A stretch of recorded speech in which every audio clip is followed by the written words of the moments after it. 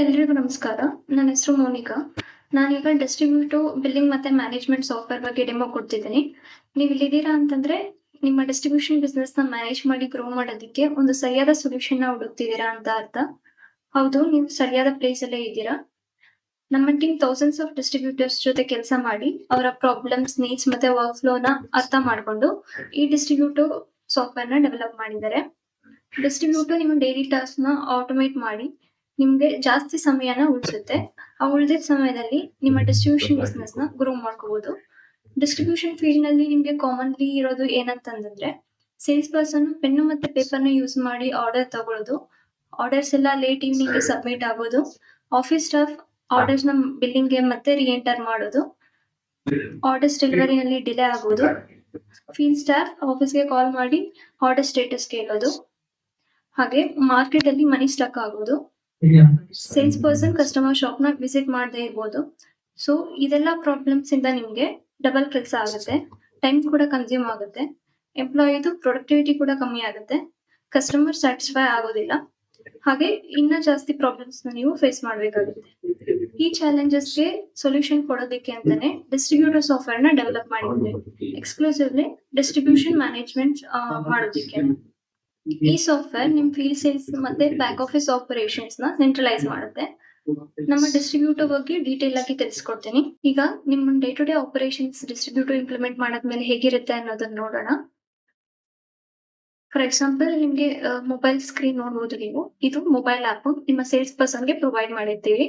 So home screen ಅಲ್ಲೇ ಅವರು ಅವ್ರ ನೇಮು ಮತ್ತೆ ಅವ್ರ ಆರ್ಡರ್ ತಗೊಂಡಿರೋ ಕೌಂಟು, ಪೇಮೆಂಟ್ ಕೌಂಟು ಮತ್ತೆ ಅದರ ವ್ಯಾಲ್ಯೂಸ್‌ಗಳನ್ನ ನೋಡ್ಬೋದು.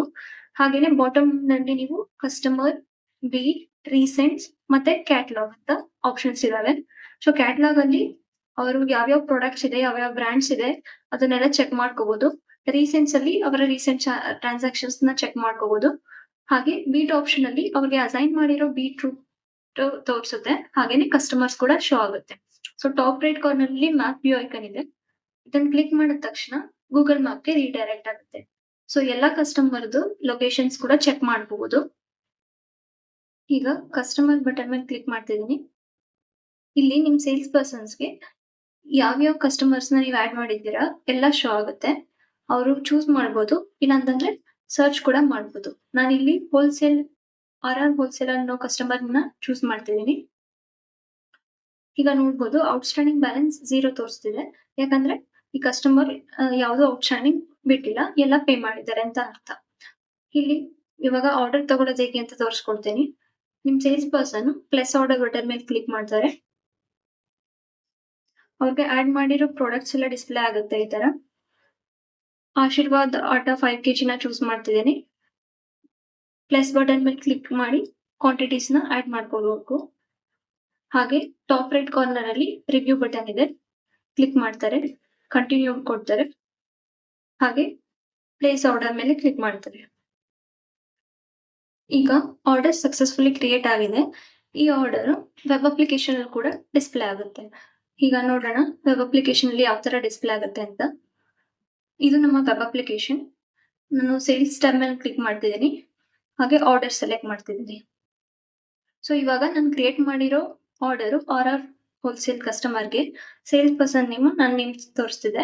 ಯಾಕಂದ್ರೆ ನಾನು ಆರ್ಡರ್ ಕ್ರಿಯೇಟ್ ಮಾಡಿದ್ದು. ಹಾಗೇನೆ ಇಲ್ಲಿ ಟೋಟಲ್ ಅಮೌಂಟ್ ಮತ್ತೆ ಆರ್ಡರ್‌ದು ಸ್ಟೇಟಸ್ ಕೂಡ ಚೆಕ್ ಮಾಡ್ಕೋಬಹುದು. ಬಿಲ್ಲಿಂಗ್ ಸ್ಟಾಫ್ ಅವರು ಅಥವಾ ಬ್ಯಾಕ್ ಆಫೀಸ್ ಸ್ಟಾಫ್ ಅವರು ಆರ್ಡರ್ ರಿಸೀವ್ ಮಾಡಿದ ತಕ್ಷಣ ಅವರು ರೈಟ್ ಅವೇ ಪಿಕಿಂಗ್ ಲಿಸ್ಟ್ ಮತ್ತೆ ಪ್ಯಾಕಿಂಗ್ ಲಿಸ್ಟ್ ನ ಜನರೇಟ್ ಮಾಡ್ಕೋಬಹುದು.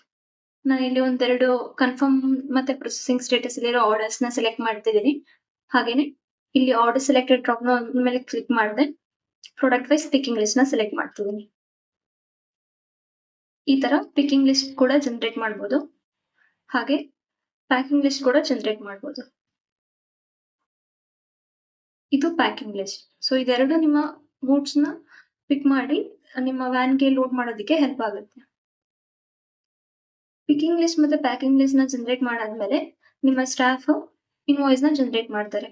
ಸೊ ಜಸ್ಟ್ ಆರ್ಡರ್ ನಂಬರ್ ಮೇಲೆ ಕ್ಲಿಕ್ ಮಾಡ್ಬಿಟ್ಟು ಅಲ್ಲಿ ಟಾಪ್ ರೈಟ್ ಕಾರ್ನರ್ ಅಲ್ಲಿ ಜನರೇಟ್ ಇನ್ವಾಯ್ಸ್ ಬಟನ್ ಇದೆ. ಈ ಬಟನ್ ಮೇಲೆ ಕ್ಲಿಕ್ ಮಾಡಬೇಕು. ಹಾಗೆ ವೇರ್ ಹೌಸ್ ನ ಸೆಲೆಕ್ಟ್ ಮಾಡಬೇಕು. ವೇರ್ ಹೌಸ್ ನ ಸೆಲೆಕ್ಟ್ ಮಾಡಿ ಜಸ್ಟ್ ಸೇವ್ ಬಟನ್ ಮೇಲೆ ಕ್ಲಿಕ್ ಮಾಡಿದ್ರೆ ವಿತಿನ್ ಜಸ್ಟ್ ಫ್ಯೂ ಕ್ಲಿಕ್ಸ್ ಅಲ್ಲಿ ನಿಮಗೆ ಇನ್ವಾಯ್ಸ್ ಕೂಡ ಜನರೇಟ್ ಆಗುತ್ತೆ.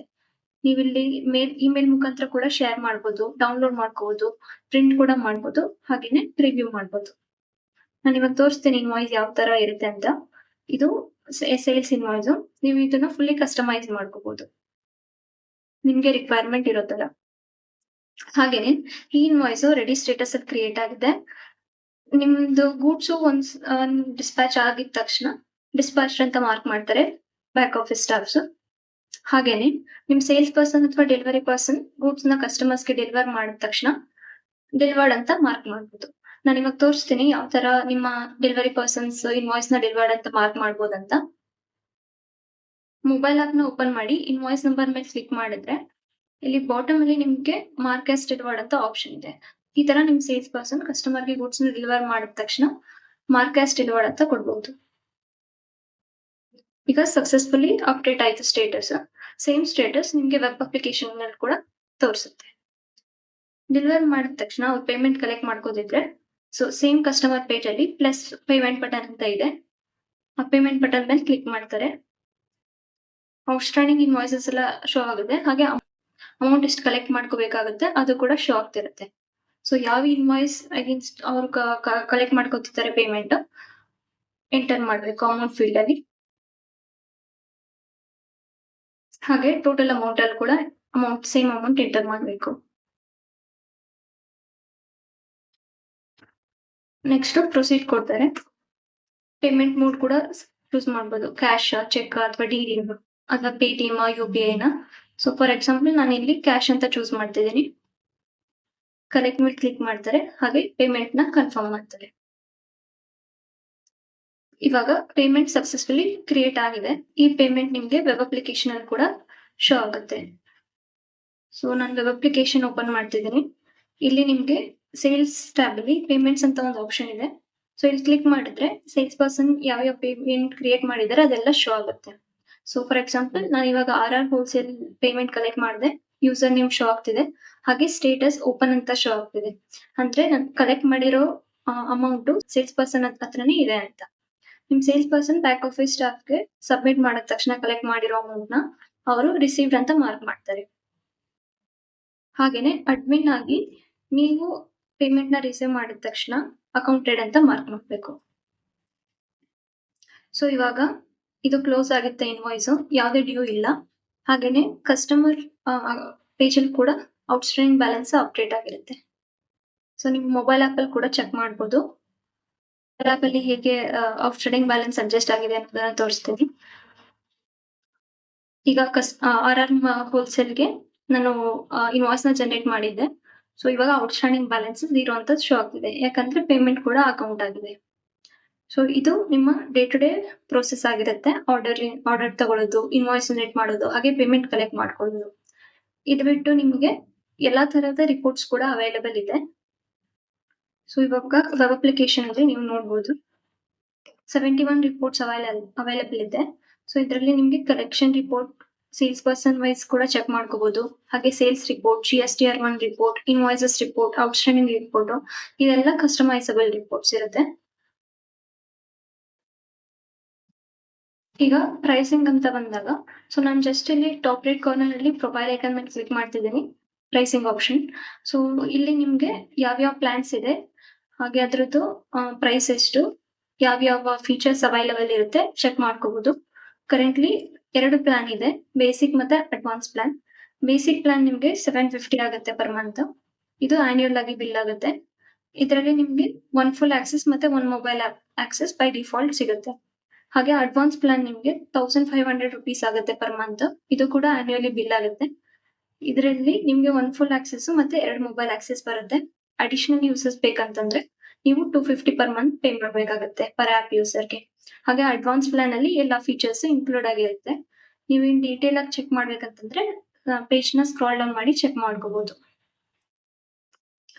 ಹಾಗೆ ನಿಮ್ಗೆ ಸೈನ್ ಅಪ್ ಆಗಿದ ತಕ್ಷಣ ಡೆಮೋ ಅಕೌಂಟ್ ಆಕ್ಸೆಸ್ ಸಿಗುತ್ತೆ.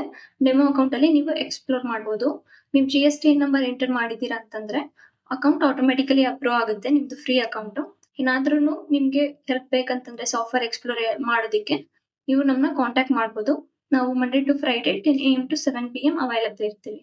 ನಾನು ಡಿಸ್ಕ್ರಿಪ್ಷನ್ ಅಲ್ಲಿ ನಮ್ದು ಸಪೋರ್ಟ್ ಡೀಟೇಲ್ಸ್ ಎಲ್ಲ ಮೆನ್ಷನ್ ಮಾಡ್ತೀನಿ. ಚೆಕ್ ಮಾಡಿ ಏನಾದ್ರು ಹೆಲ್ಪ್ ಬೇಕಿದ್ರೆ ಕಾಂಟ್ಯಾಕ್ಟ್ ಮಾಡಿ. Thank you.